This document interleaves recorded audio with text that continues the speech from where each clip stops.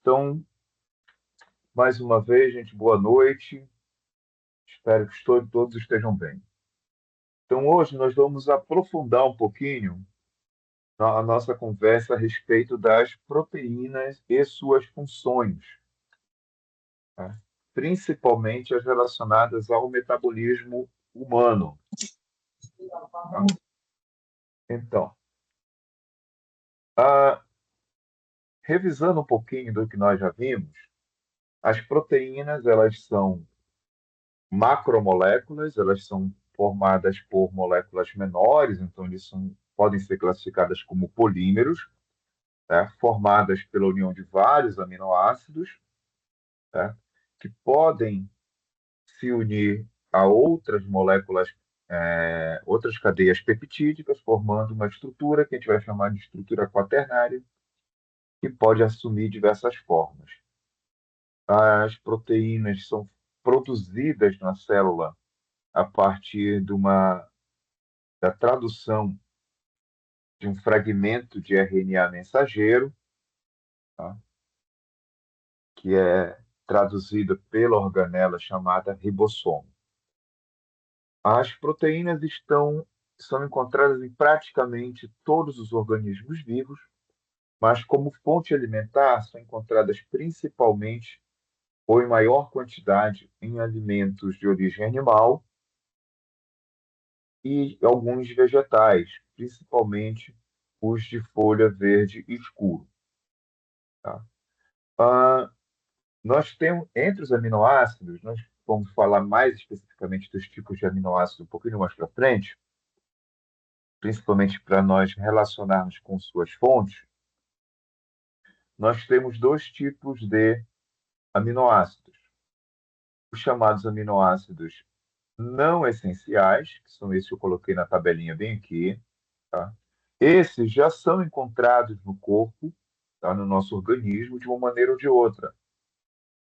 Então, esses não há necessidade de consumirmos alimentos que contenham esses aminoácidos, porque eles já são naturalmente ou produzidos ou obtidos de outras formas pelo nosso organismo, né? Agora, o problema reside nesses aqui, os chamados aminoácidos essenciais. Os aminoácidos essenciais não são produzidos pelo nosso corpo nem obtidos de outra forma. A única forma de obtê-los é através da alimentação, tá? Então, são esses os quais nós vamos comentar um pouquinho mais na frente, que são necessários que sejam obtidos através da alimentação. Aí vem a necessidade dos alimentos proteicos, tá? Vamos lá. As proteínas, elas têm diversas funções no nosso corpo. Eu listei algumas aqui, só para a gente exemplificar. Elas estão formando o cabelo, dando cor ao cabelo, formando elementos da pele, dando cor à pele, formando as fibras nervosas, formando as fibras musculares, compondo hormônios como insulina, por exemplo, tá? Formando a hemoglobina que participa do transporte do gás oxigênio, forma as unhas, forma os tendões. Então, eu tenho uma grande quantidade de estruturas formadas a partir de proteínas, tá? E essas estruturas são fundamentais para a manutenção da vida. Então, se nós pensarmos numa molécula ou numa substância que é estrutural, que é fundamental para a estrutura de um organismo, para a morfologia de um organismo, temos que pensar nas proteínas, tá? Sem elas, realmente a situação ia ficar bastante complicada, tá?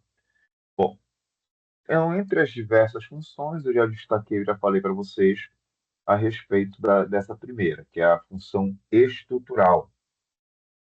Então, a função estrutural, resumidamente, é isso que eu coloquei para vocês, é montar a estrutura, é formar a estrutura de sustentação de alguma coisa. Então, quando nós falamos da pele, por exemplo, ah, temos uma proteína chamada colágeno, que é uma das principais proteínas encontradas no tecido epitelial. Principalmente, o tecido epitelial ele é formado por várias camadas. Eu vou colocar aqui na frente, aqui, ó. Podem reparar que o tecido epitelial ele é composto por diversas camadas de um tipo específico de tecido chamado tecido conjuntivo, que é o encontrado em maior quantidade nas células. Tá? Esses filamentos brancos que aparecem em destaque são fibras de colágeno. Em uma pele jovem, esse colágeno ele vai funcionar para dar sustentação à estrutura dessa pele, para que ela não perca forma, para que ela não tenha imperfeições, não tenha irregularidades. Com o passar do tempo, com a idade, a quantidade dessas fibras vai diminuindo e se desgastando, o que permite o surgimento de irregularidades na pele, aí dando manifestadas através dos sinais que nós conhecemos como sinais de envelhecimento. Tá? Então é importante a alimentação à base de proteína, justamente, e também nós evitarmos situações que levem ao desgaste dessa pele. Exposição excessiva ao sol, a poeira, ressecamento, são processos, são situações que aceleram o desgaste dessa fibra colágena, tá? E, com isso, o processo de envelhecimento também se acelera. Bem ao lado, eu tenho um outro tipo de fibra, que são as miofibrilas, é a fibra muscular. Então, aí, esse sarcômero é um fragmento da fibra de uma fibra muscular. Tá? Então, ele é formado por feixes de proteína. Repare que eu tenho várias proteínas alinhadas como se fosse um trilho. E é mais ou menos assim que elas funcionam. Então, eu tenho a actina, que é essa proteína num tom de lilás aqui, e eu tenho a miosina, que é essa proteína em tom de vermelho. Então, essas proteínas, juntamente com outros elementos, como cálcio, íons cálcio, por exemplo, eles deslizam sobre si mesmo, como se fossem trilhos de verdade. Esse movimento de deslizar uma fibra sobre a outra é que permite que nós estendamos um membro, tá? Através da extensão desse músculo, ou passamos a contração desse músculo. Tá?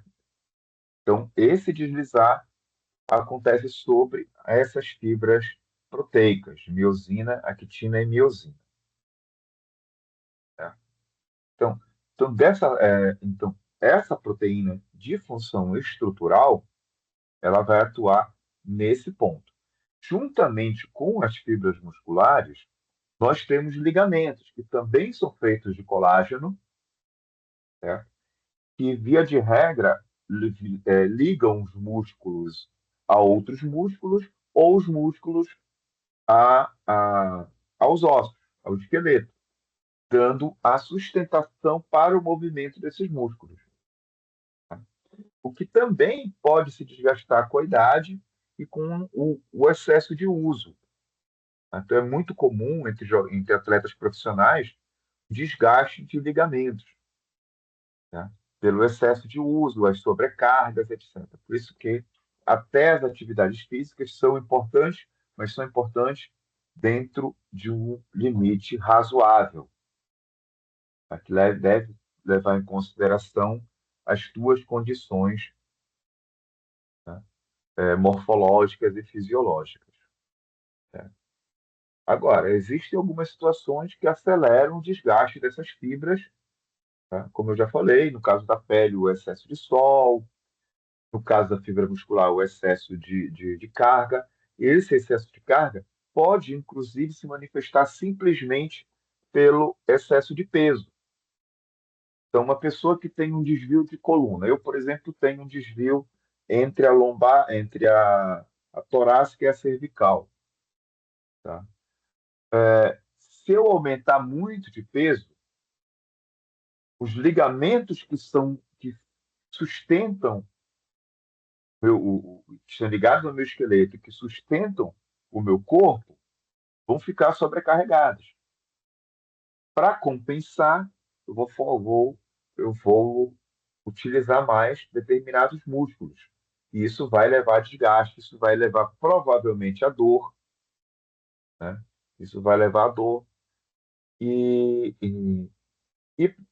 possivelmente, num futuro, ao colapso daquela fibra muscular, né? Não é raro termos casos de fibra muscular que entra em colapso, que ela chega a romper, tá? Principalmente em atletas profissionais que trabalham com carga excessiva, tá? Então, a gente tem que trabalhar com cuidado, principalmente vocês que são da área da fisioterapia, tem que levar em consideração a questão da carga em consideração, do esforço em si, tá? Que existe uma diferença entre peso e esforço, tá? Então, o esforço tem que levar em consideração vários fatores além do peso que está sendo carregado, tá? O próprio peso corporal é uma situação que tem que ser levada em consideração, tá? Bom, continuando, outro grupo de proteínas importantes são as com função enzimática. As enzimas, de um modo geral, deixa eu fazer uma nota de esclarecimento. Existe uma categoria de enzima que não é formada por proteína, que não são proteínas, são formadas por substâncias como o RNA, por exemplo. Porém, a grande maioria das enzimas são proteicas, certo? A grande maioria das proteínas são proteicas, podendo se unir a outras substâncias que são chamadas de cofatores ou coenzimas, tá? Essas substâncias, elas contribuem, tá? Elas colaboram com o funcionamento, a eficiência dessa enzima, tá? Então, primeiro, o que são enzimas? Enzimas são catalisadores biológicos de reações químicas. Foi assim que eu coloquei para vocês, tá? Só para deixar claro, o que é um catalisador? É uma substância que auxilia, né, que ela contribui para aumentar a eficiência de uma reação química sem alterar essa reação, tá? Porque para uma reação química acontecer, para uma reação química acontecer, eu preciso de uma energia de ativação, eu preciso de um substrato, tá, adequado, eu preciso de uma quantidade suficiente de matéria-prima, tá? Então, com a presença de um catalisador, alguns desses fatores diminuem. Então, por exemplo, eu posso diminuir a necessidade de energia. Então, a reação aconteceria gastando menos energia. Eu diminuiria a necessidade da presença de um determinado substrato, tá? Como, por exemplo, com ambientes com determinado pH, soluções aquosas com determinado pH ou pOH, tá? Então, poderia diminuir para que a reação acontecesse, mesmo sem estar nas condições ideais, né? Isso acontece com muita frequência no nosso organismo e, quando deixa de acontecer, geralmente está relacionado com alguma doença ou com algum problema, tá? Aqui na tabelinha eu coloquei uma pequena relação, pequena mesmo, porque são só os principais, com algumas enzimas e as suas e a sua relação com sua reação, né? Com que ela colabora, tá? Então, por exemplo, eu tenho a catalase, que é a primeira, que ela trabalha na decomposição do peróxido de hidrogênio. O que é o peróxido de hidrogênio? É a água oxigenada, tá? Então, ela contribui para que o peróxido de hidrogênio, que é uma substância tóxica para nós, tá? Seja decomposta de maneira eficiente.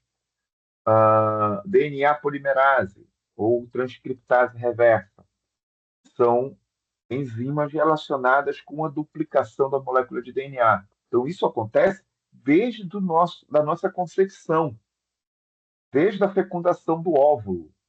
Eu tenho enzimas trabalhando, porque o trabalho de duplicação de DNA acontece todas as vezes que uma célula precisa se multiplicar. Então, cada célula nossa recebe uma cópia do DNA da nossa célula original, do nosso zigoto. Aqui, ó, uma enzima que está muito em voga, principalmente por conta das questões de intolerância à lactose, tá? Que é a lactase. Então, geralmente, quem tem intolerância à lactose tem problemas na produção da lactase. Ela não consegue produzir lactase da maneira correta ou na quantidade correta. Aí, o organismo não vai conseguir digerir de maneira eficiente a lactose, que é o açúcar presente no leite, tá? O disacarídeo do leite, tá? E promovendo situações, eu já vi casos de intolerância à lactose bastante graves, que a pessoa não podia tocar nada que tivesse leite, que entrava num estado complicado, tá? Lipase. Lipase, todo mundo quer essa lipase em grande quantidade, mas não tem. A lipase é uma enzima responsável pela decomposição, pela digestão dos lipídios, das gorduras, certo? Então, se já é difícil, todo mundo deve admitir isso, que já é difícil queimar aquelas gordurinhas em excesso, imagina sem a lipase. A lipase trabalha justamente contribuindo para essa quebra, tá? Protease. Geralmente, enzima tem final ase, tá, gente? É muito comum enzima tem final ase. Protease. É uma enzima responsável pela quebra ou pela contribuição para a quebra de proteínas, tá? Eu tenho urease, que é com ureia, e assim vai, tá? Certo? Continuando. Então, tá aí, um esqueminha de como funciona, um exemplo de como funciona uma enzima. Eu tenho um substrato, uma substância chamada sacarose, que é o nosso açúcar comum, tá? Na nossa boca, nós temos uma enzima, tá? Que é responsável pela quebra do açúcar, tá? Então, a sacarose, a partir do momento que eu como alguma coisa que tem açúcar, tem sacarose, a enzima vem e captura essa molécula, se gruda a essa molécula, tá? Porque já que é o início do processo digestivo, o que é que vai ter que acontecer? Vai ter que acontecer a quebra da ligação química que une a molécula de glicose à molécula de frutose para que elas possam ser absorvidas lá no intestino, tá? Então, uma vez que a enzima se liga ao açúcar, à sacarose, fica mais fácil que ocorra a quebra dessa ligação química entre essas duas moléculas. Depois que a, que a quebra acontece, essas duas moléculas são liberadas para seguir por todo o resto do processo digestivo, certo? Uma coisa importante: as enzimas são extremamente específicas, tá? Uma enzima não pode fazer o trabalho da outra, ok? Então, uma enzima que trabalha contribuindo para a quebra da sacarose, não vai fazer a quebra do lipídio. Elas são específicas, elas vão atuar numa determinada substância, numa determinada.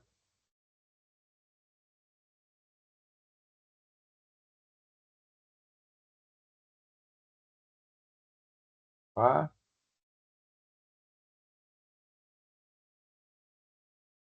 Darielle, está conseguindo ouvir agora? Mais alguém está com problema no áudio?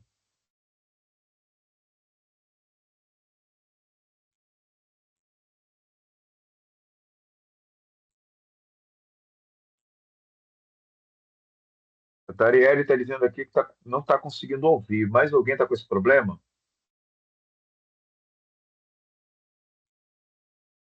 Eu tô escutando melhor agora. Tô sem problema aqui. Está sem problema. Porque, assim, para mim não está aparecendo nenhum problema. Então, vocês têm que estar me dizendo aí o que está acontecendo, que é para que nós possamos corrigir. Vou tentar corrigir. Consegui, Jack. Ah, que ótimo. Que bom. A gente vai ter que perseverar mesmo com esses problemas, porque me parece que a internet não está boa. Tá? Todo mundo está me ouvindo, então. Certo.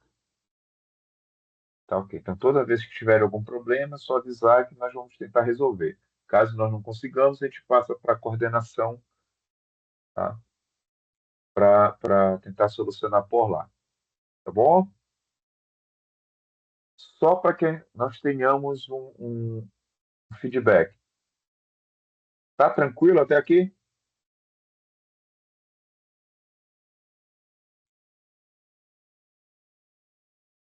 Maravilha. Maravilha. Tá ótimo. Obrigado.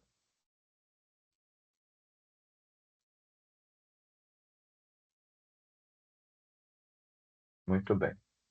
Então, vamos lá. Então, as enzimas elas podem ser classificadas de acordo com o local onde elas agem, tá? Que eu tenho enzimas intra e extracelulares, ou de acordo com o tipo de reação que elas vão, com as quais elas vão trabalhar. Então, eu tenho enzimas que fazem oxirredução, eu tenho transferases, que transferem grupos funcionais de uma molécula para outra, eu tenho hidralases, que são aquelas que fazem hidrólise, que é a quebra e liberação de íons de hidrogênio, tá? Eu tenho as liases, elas atuam sempre que eu tenho uma molécula com ligação dupla. Quem lembra das aulas de química orgânica lá do ensino médio, que já faz tempo, né, para alguns, mas aí toda vez que a molécula tiver ligação dupla, né, essa enzima vai atuar. Isomerase, ela faz uma reorganização das moléculas, tá, relacionadas. E as ligases, que podem conectar ou desconectar moléculas, tá, como aquelas que eu falei agora há pouco para vocês. Tá?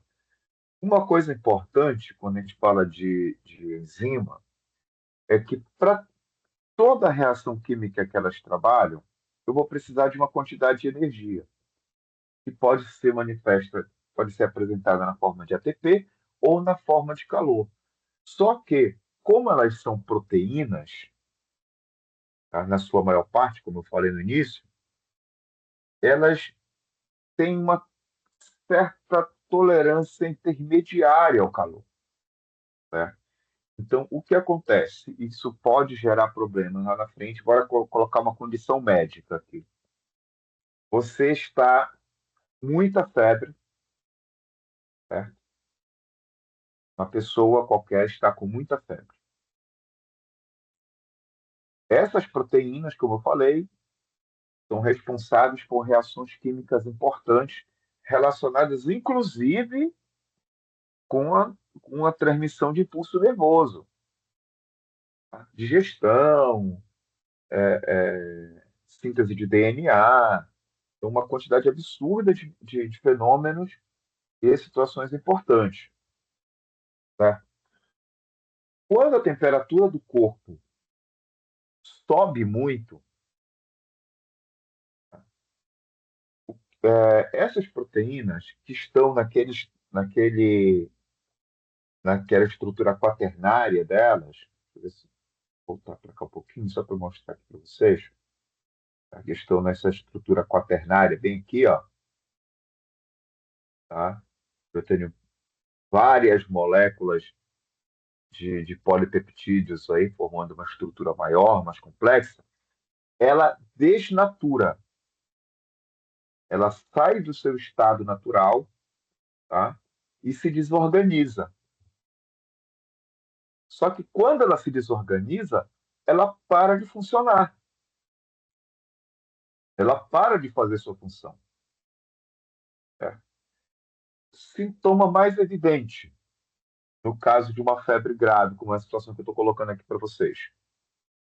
Caso isso aconteça, a pessoa convulsiona. O que está acontecendo aí durante a convulsão? Está acontecendo desnaturação de proteínas responsáveis pelo impulso nervoso, pelo controle do impulso nervoso. Né? Vou dar outro exemplo, então, para que a gente entenda o que acontece. Tá?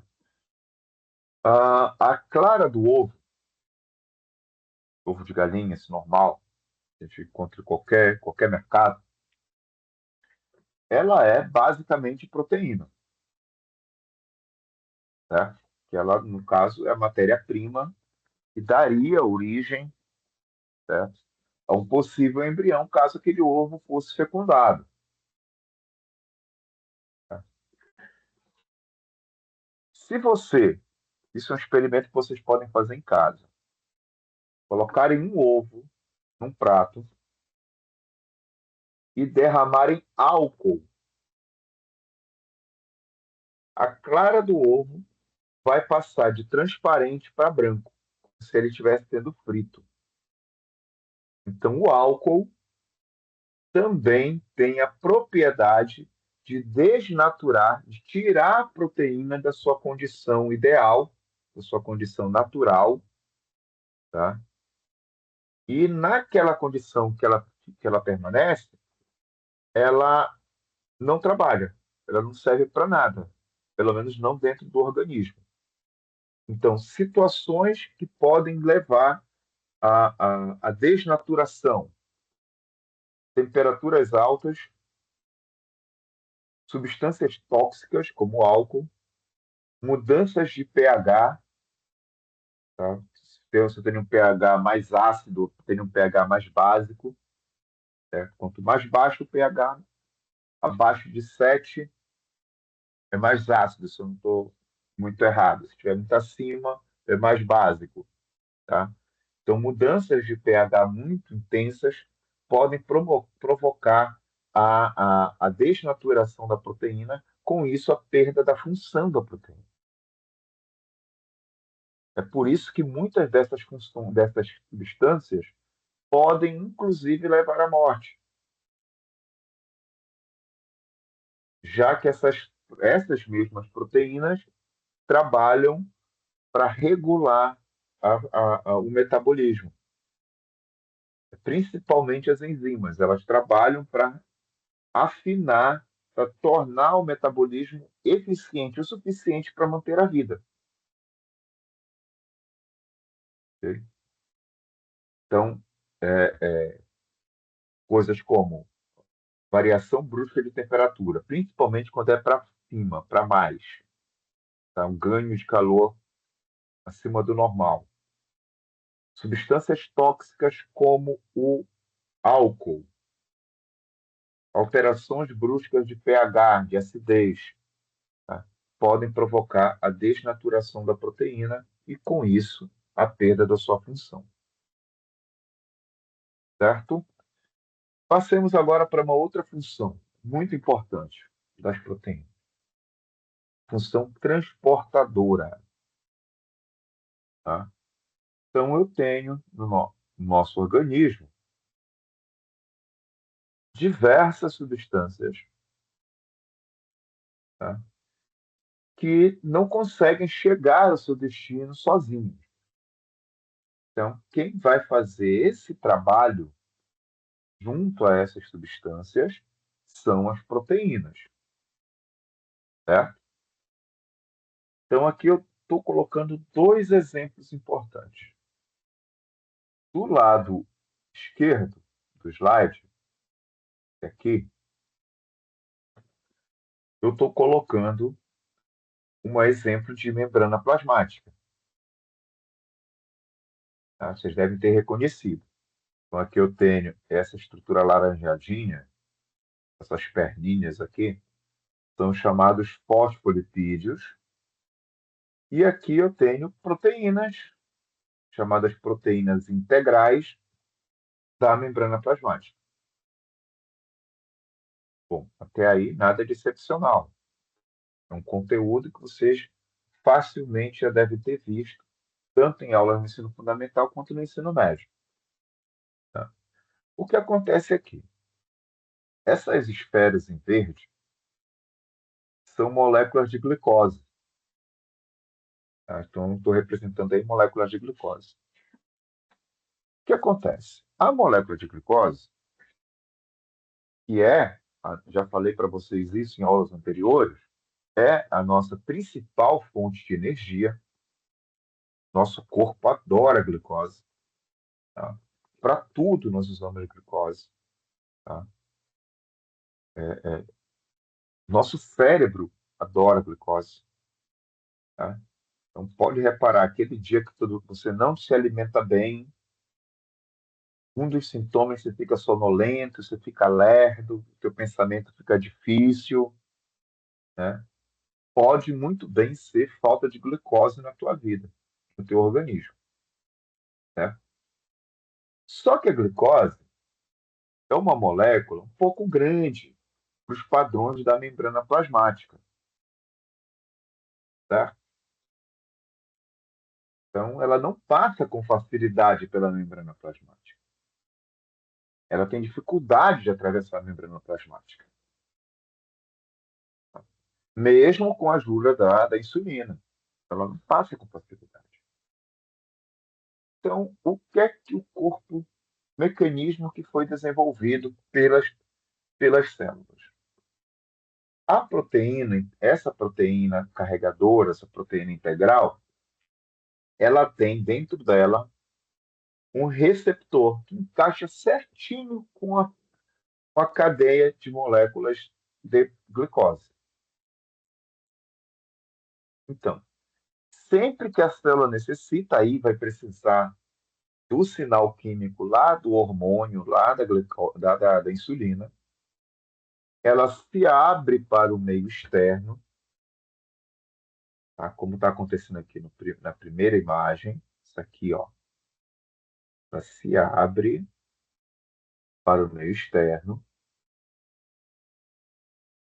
tá? Captura uma molécula de glicose e depois ela se abre para o meio interno, colocando essa glicose para dentro, já que ela não entraria facilmente sozinha. Tá? Então ela vai fazendo. Sempre que tudo que a célula precisar, sempre que o organismo sinalizar que aquela célula precisa de glicose, ela vai colocando. Abre para fora, captura uma glicose, coloca para dentro. Abre. Esse processo é conhecido como difusão facilitada. Tá? Ela é a difusão facilitada. Né? E vai acontecer todas as vezes que a quantidade de glicose no meio externo, extracelular, for muito grande. Tá? Toda vez que você comer aquela fatia imensa de bolo, aquele pedação de coxinha, aqueles 3 pães pela manhã, tá? O organismo vai tentar, pelo menos, colocar a glicose para dentro das células para que ela possa ser aproveitada. Tá? Outro exemplo de proteína que trabalha com transporte é esse aqui. Ó. Não sei se vocês reconheceram, né? Essa célula bem aqui, que parece um prato fundo vermelho, tá?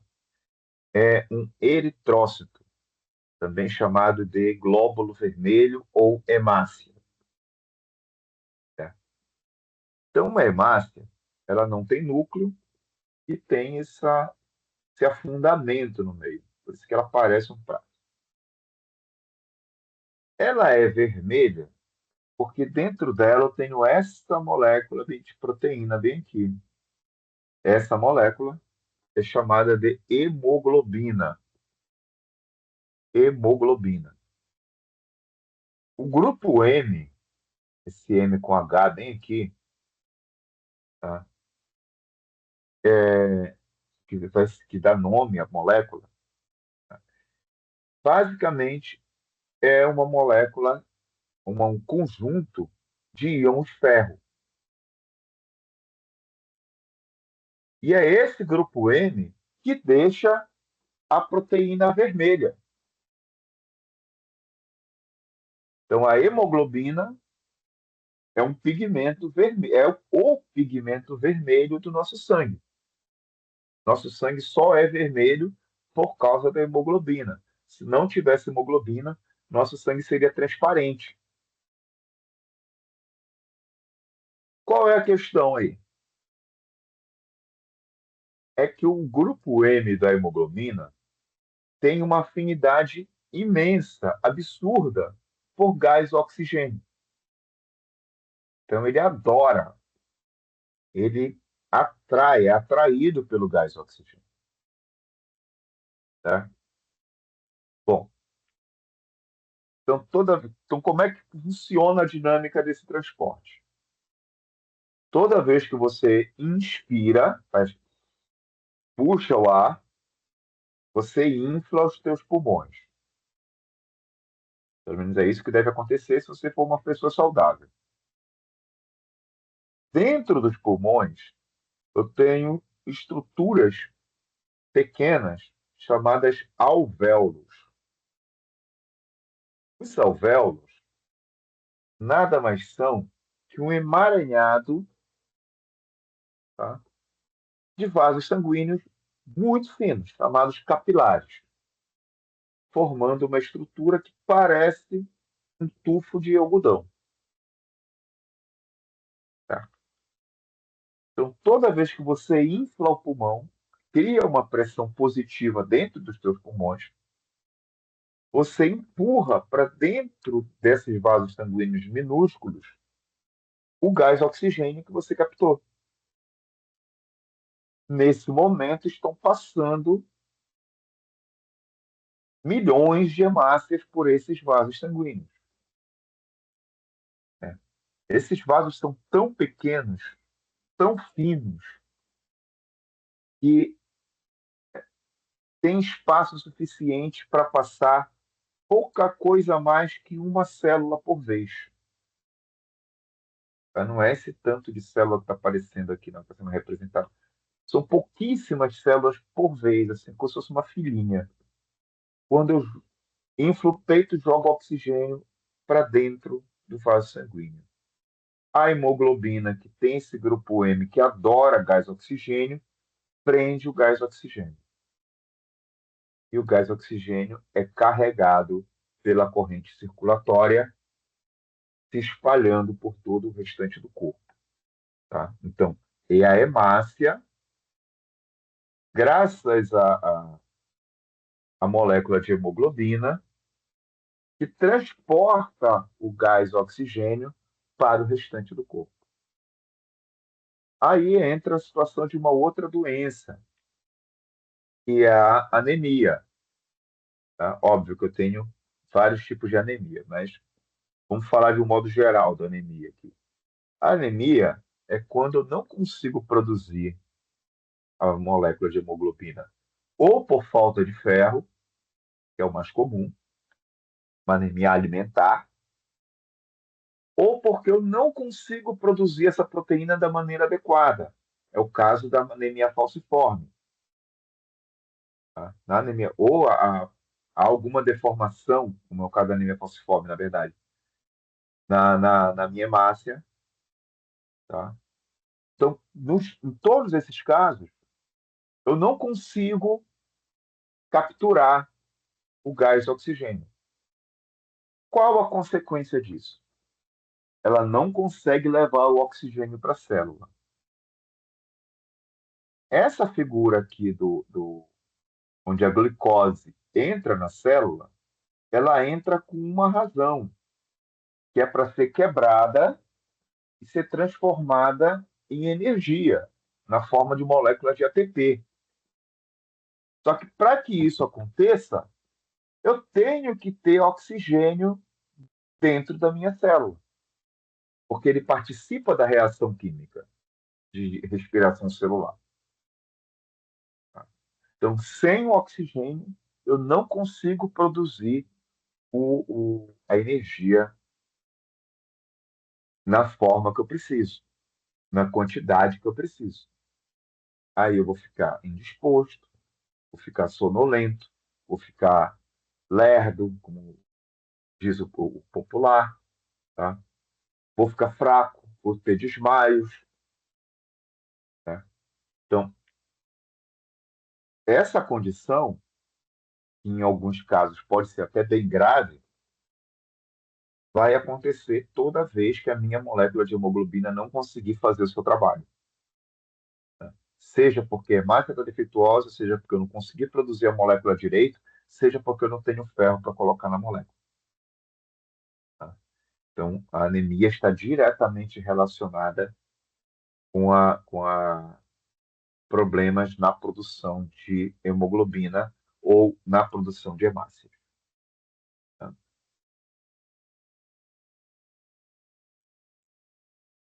Bom,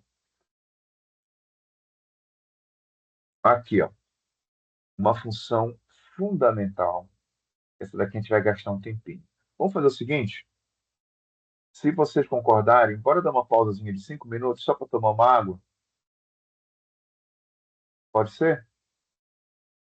Pode Para sim, gravar. professor. Tá? Só para a gente tomar uma água e eu